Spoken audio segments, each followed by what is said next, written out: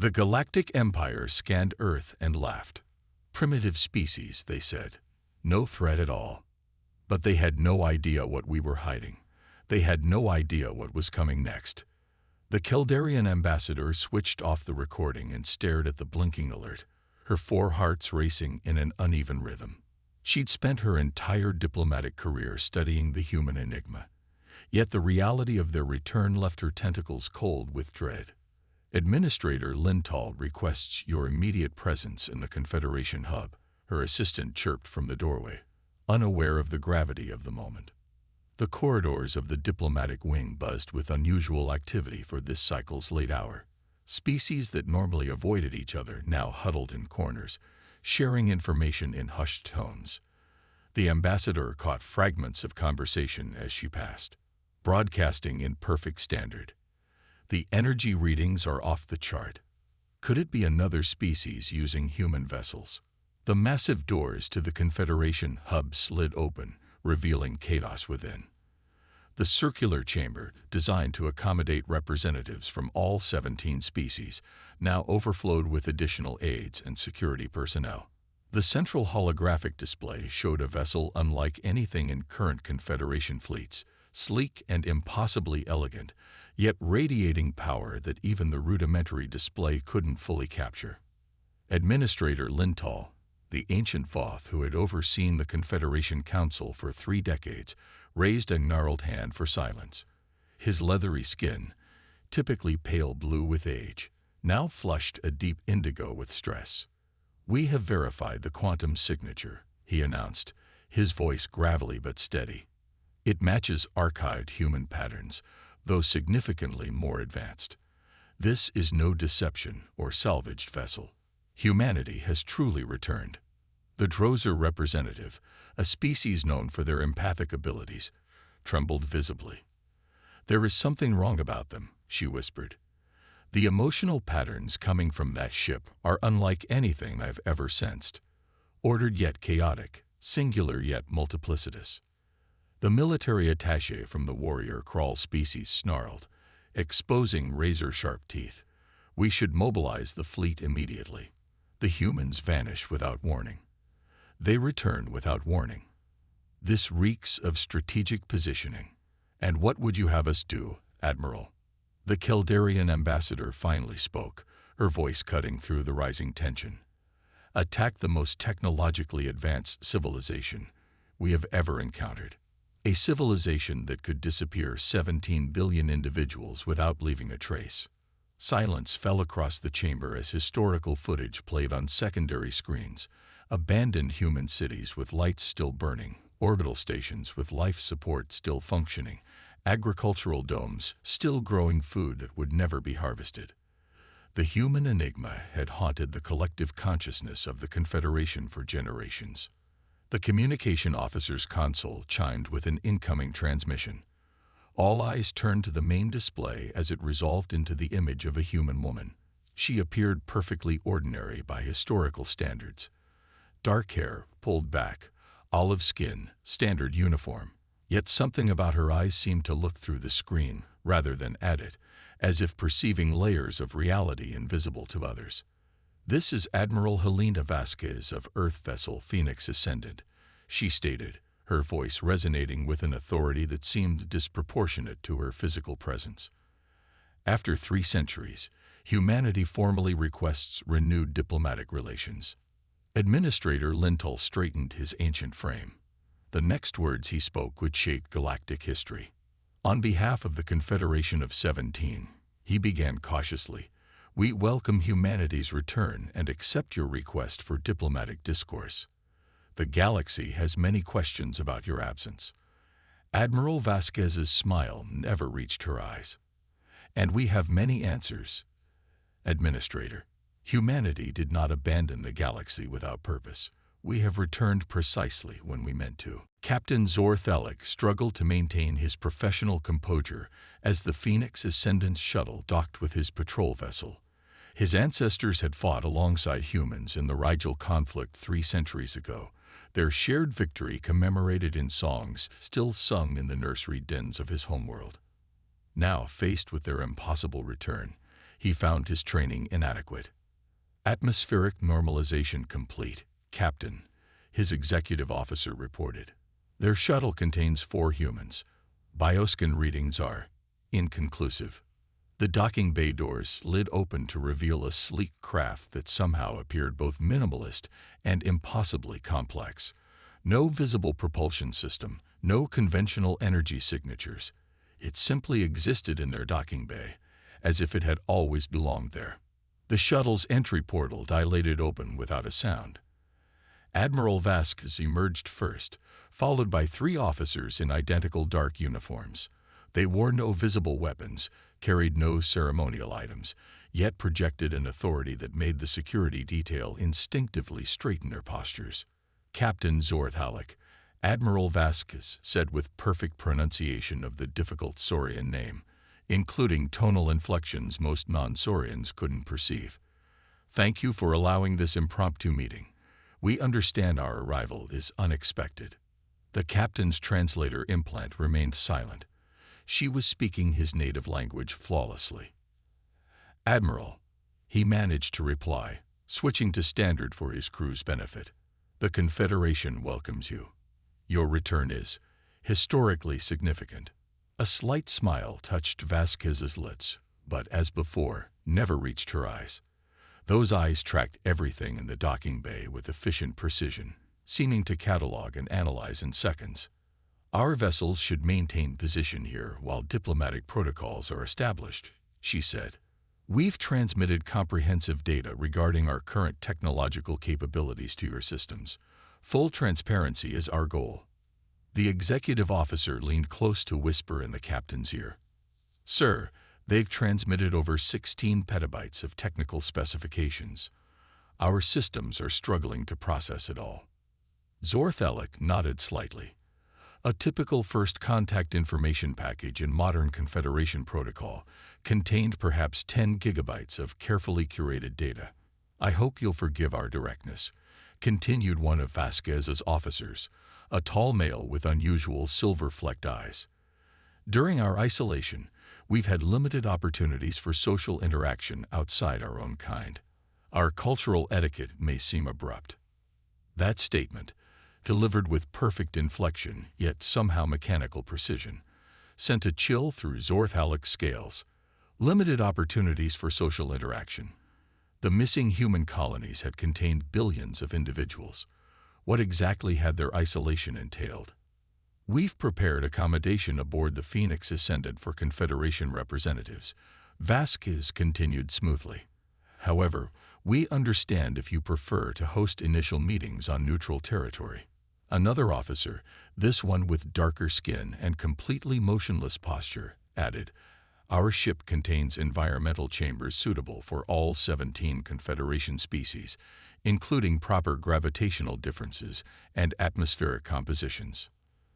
That casual mention of being prepared for all 17 species, including 3 that had only joined the Confederation after humanity's disappearance, hung in the air.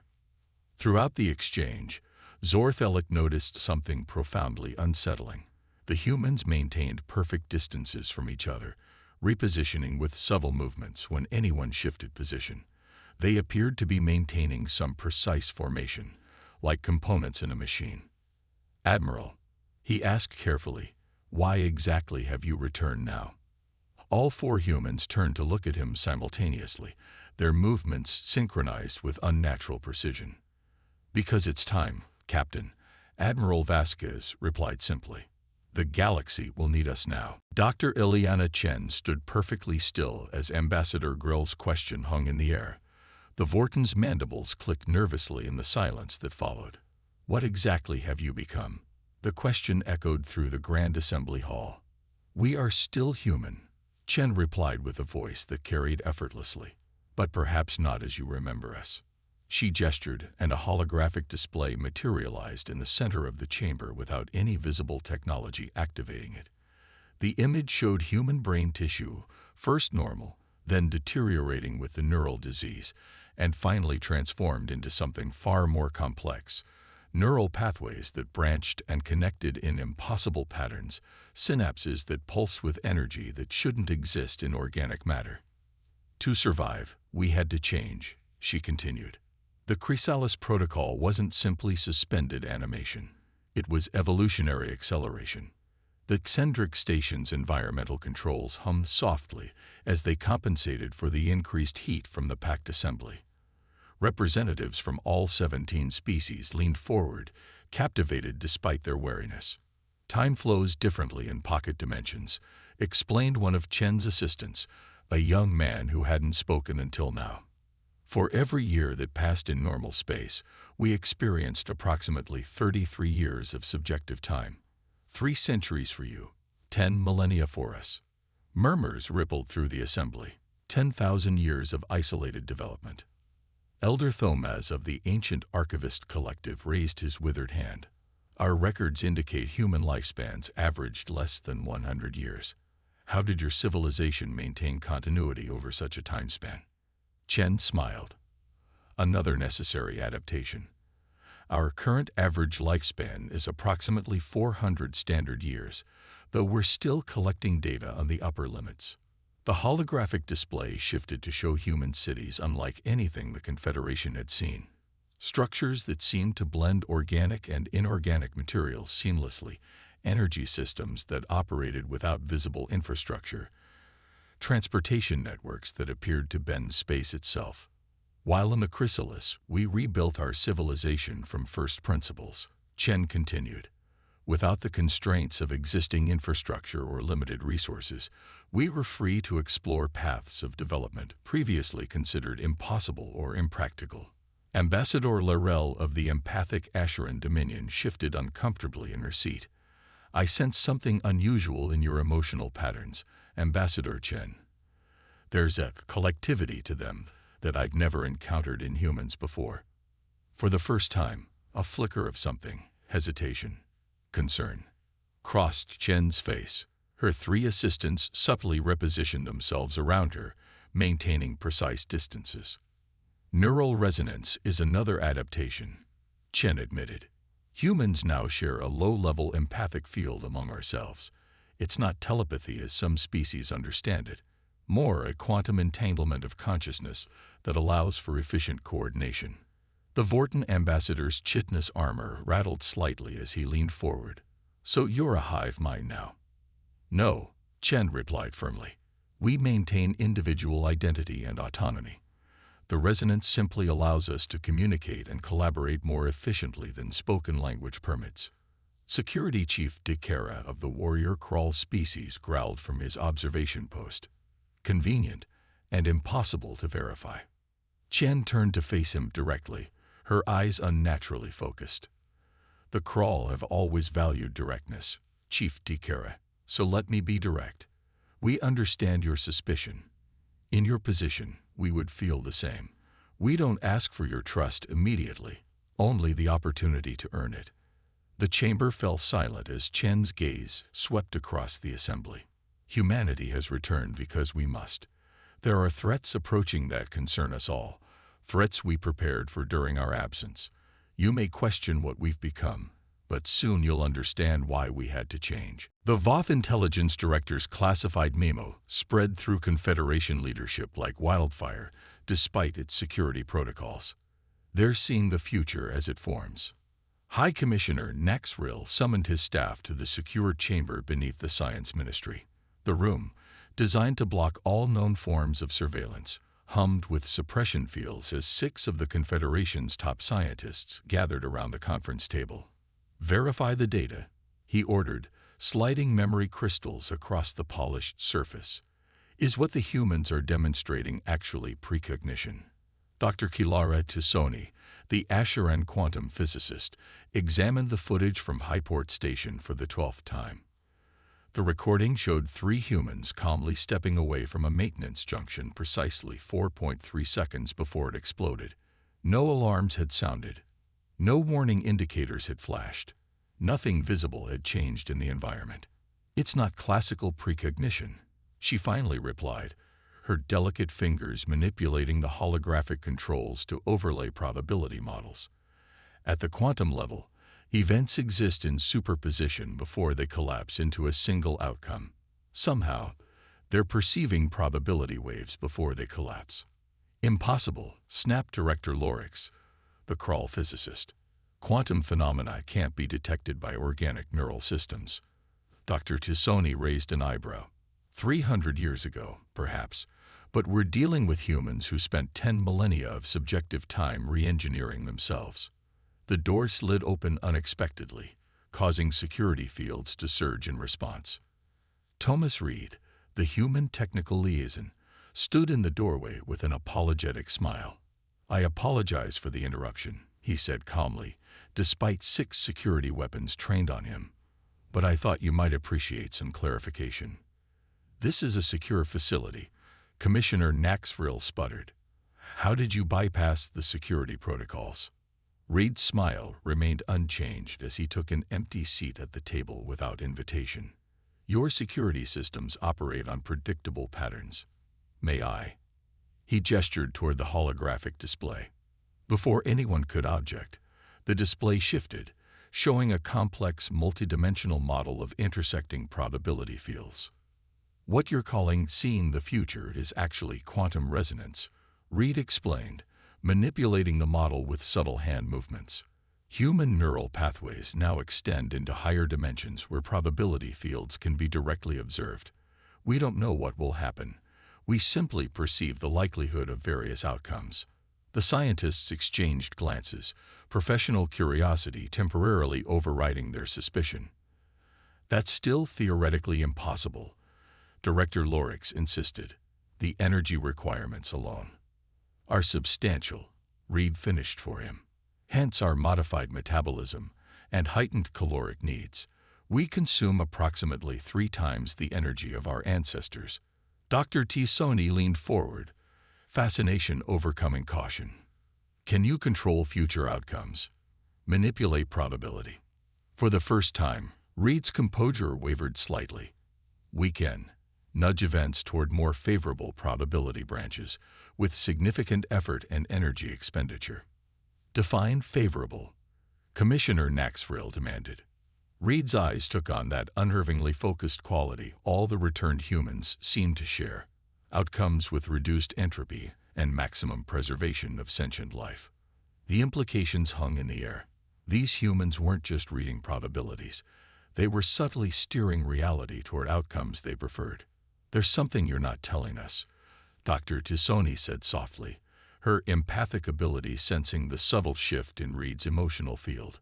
Reed's expression remained neutral, but his eyes flicked momentarily toward the eastern wall, exactly 3 seconds before a junior aide burst through the door.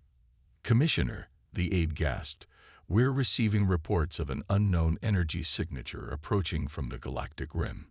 It's massive and moving fast." Reed nodded almost imperceptibly.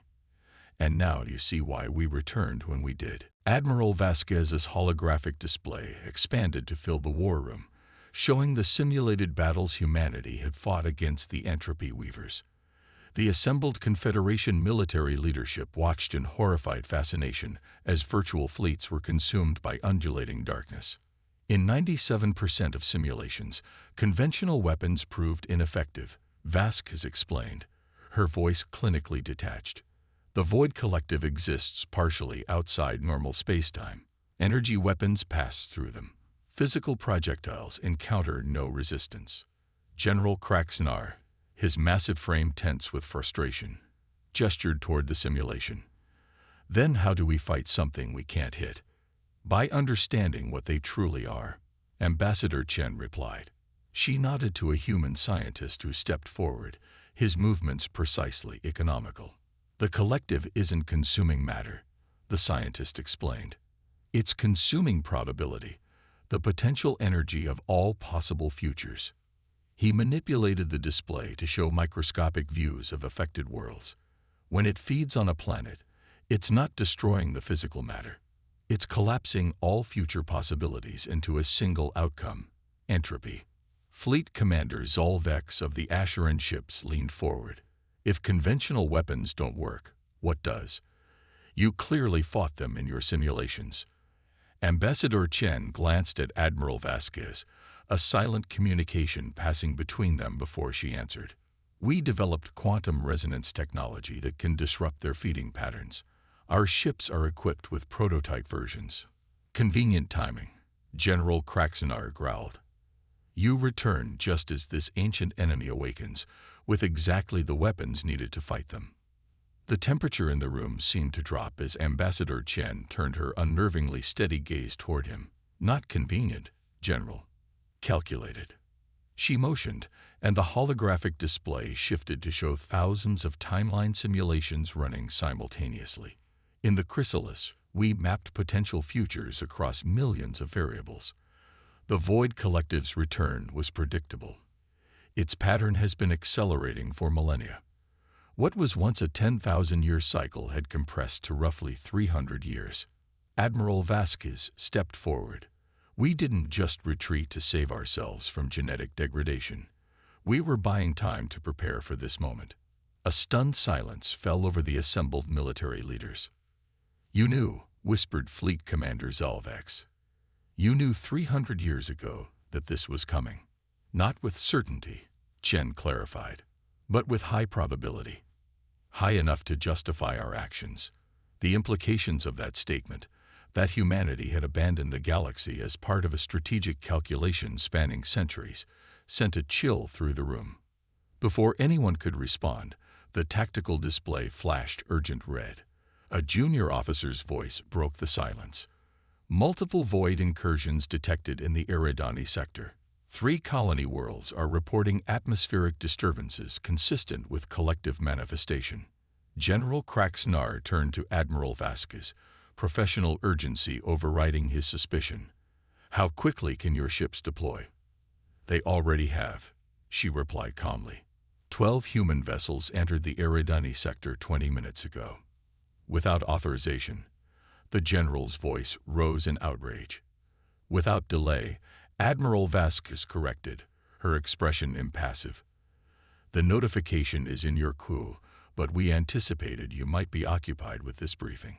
On the tactical display, 12 blue markers representing human ships appeared near the affected colonies. Data streams began flowing into the war room's systems. Detailed tactical information unlike anything the Confederation had seen before. This is merely the vanguard, Ambassador Chen said quietly. The collective is testing our defenses, probing for weaknesses. The real attack has yet to begin. In the shadowed corner of the war room, the Voth intelligence director watched Chen carefully. And humanity, he asked with deceptive casualness, is fully committed to this fight. Chen's perfect composure slipped just slightly, revealing something ancient and determined beneath. We've spent 10,000 years preparing for nothing else. The room was still, the weight of her words settling over the gathered officers like a heavy shroud. The intelligence director, a tall, angular figure draped in the shadow of his dark cloak, leaned forward, his sharp eyes never leaving Ambassador Chen. And if this does not work? He asked, his voice low but piercing. Then we adapt, Chen replied, her gaze unwavering. We have no other option. Kraxenar clenched his fists. Adapt. You mean wait until we're all dead, until this probability leaves us with no future to fight for. His voice was thick with restrained anger. Ambassador Chen met his gaze coolly. I understand your frustration, General, but we have the luxury of time on our side. We are not reacting to this crisis. We are playing the long game, as we always have. A flicker of tension passed through the room as the simulation display shifted again, showing the Void Collective's tendrils reaching ever closer to the center of the Eridani sector. Their dark influence spread like ink in water, each pulse growing larger, darker, more ominous. The visual was horrifying in its simplicity. The void seemed alive, a creature that consumed not just matter, but the very essence of existence. You're talking about a game that spanned centuries, Zalvex said, his tone laced with disbelief. And you're willing to risk billions of lives based on this theory. We're not risking lives, Vasquez interjected, her voice sharp. We are testing our hypothesis. The first wave is critical, but it's also only a test. We have contingency plans if this does not go as anticipated. Chen nodded. Indeed. The quantum resonance technology was developed to manipulate the collective's very nature. But it's not just about the weapons, it's about their weakness, which we've been studying for centuries. The scientists stepped forward once more, projecting a new visual to the screen. A map of energy fluctuations surrounding the collective's area of influence. This is what we've learned, he said, voice steady despite the gravity of the situation. The Void Collective, when exposed to specific energy patterns, behaves predictably. They are not omnipotent. They can be influenced. Our resonance technology is designed to induce a form of disruption that interferes with their ability to feed on potential futures. If we can sever their connection to the probable timelines, we force them to retreat, at least temporarily.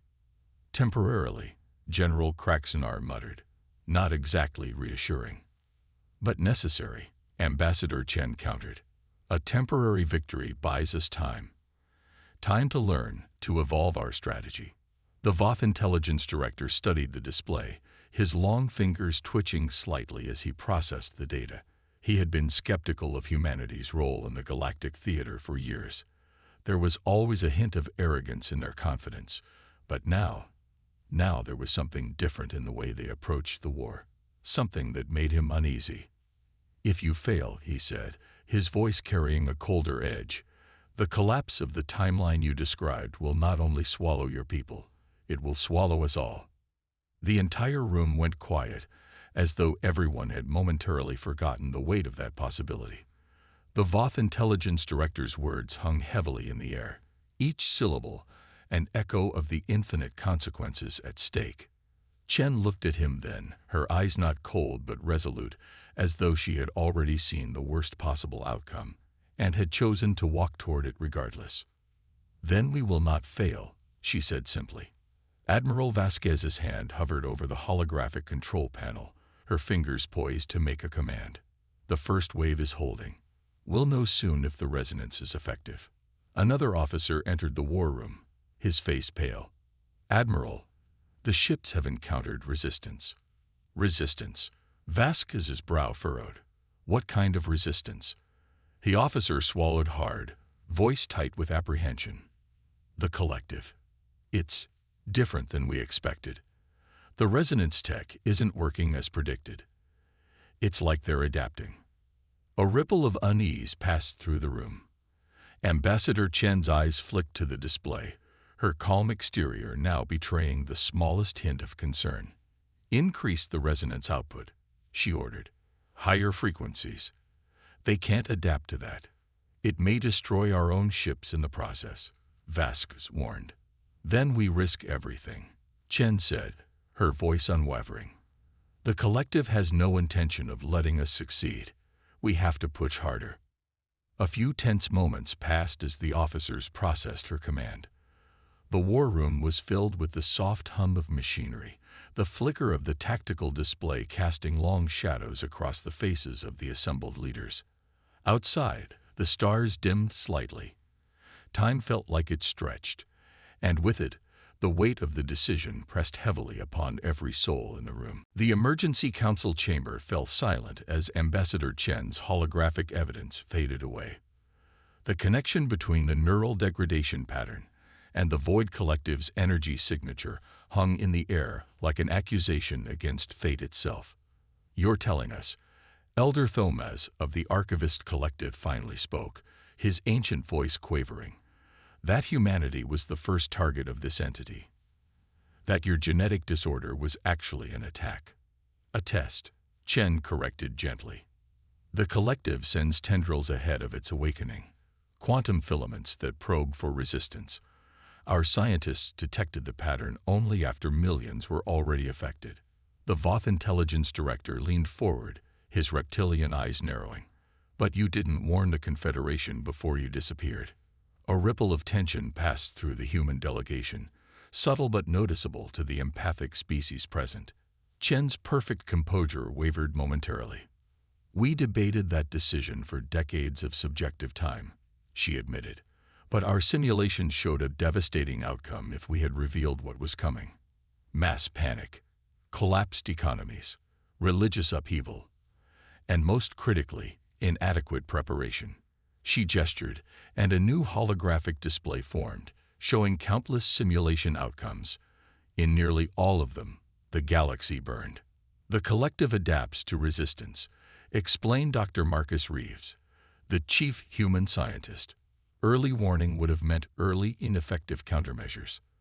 The collective would have evolved defenses against them before its main consciousness even awakened. Ambassador Laurel of the Asheron studied Chen with her empathic senses fully engaged. "You sacrificed yourselves," she whispered, "not just by leaving, but by becoming something else entirely." Chen nodded once, the movement precise yet somehow heavy with emotion. The simulation showed only one path with significant probability of success. Humanity needed to evolve specifically to combat the collective. We needed to understand it from the inside. The chamber erupted in alarmed murmurs. "From the inside?" demanded General Kraxenar. "What exactly does that mean?" Chen looked toward her fellow humans, receiving imperceptible nods of agreement through their neural link. The time for partial truths had passed. To fight an enemy that exists partially outside normal space-time, we needed to exist there as well, she explained. We engineered ourselves to resonate at quantum frequencies that mirror the collective's own pattern, but inversely. Where they consume probability, we stabilize it. Where they create entropy, we generate order. The medical scans appeared in the center of the room, showing human DNA intertwined with something alien yet mathematically perfect. The assembled council members recoiled instinctively. "You integrated their essence into yourselves," the Voth intelligence director stated flatly. "You became part Void Collective. We became its opposite," Chen corrected, her voice steady despite the horror on many council members' faces. "Its perfect countermeasure." Security forces shifted nervously around the chamber, weapons systems humming to standby. The tension was palpable as species reconsidered everything they thought they knew about the returned humans. "We understand your fear," Chen continued into the silence. "In your position, we would feel the same. But consider this. We had 10,000 years to become something else entirely. We could have evolved into perfect predators, conquerors, or gods." She paused, allowing the implications to sink in. "Instead, we chose to become protectors." Elder Thomaz's withered hand trembled as he accessed the archivist's most ancient records. "There is a term in our oldest texts," he said softly. "From a time before the Confederation existed. The concept translates roughly as sacrifice evolution, the deliberate transformation of a species to serve a greater purpose." Chen's eyes met his across the chamber. "We have a similar concept," she replied quietly. "We call it responsibility." The observation platform afforded a panoramic view of the containment facility orbiting the neutron star. Hundreds of quantum bubbles, each holding a fragment of the Void Collective, pulsed with subdued darkness against the stellar backdrop. The facility itself was a marvel of human Confederation cooperative engineering, combining technologies that would have been incompatible just months earlier. Ambassador Chen stood beside the Voth intelligence director, both watching the silent dance of the fragments. "They're communicating," Chen said quietly, "across quantum space, despite our containment measures." The Voth scales shifted colors slightly, the equivalent of a human raising an eyebrow. "You can perceive this." "We can."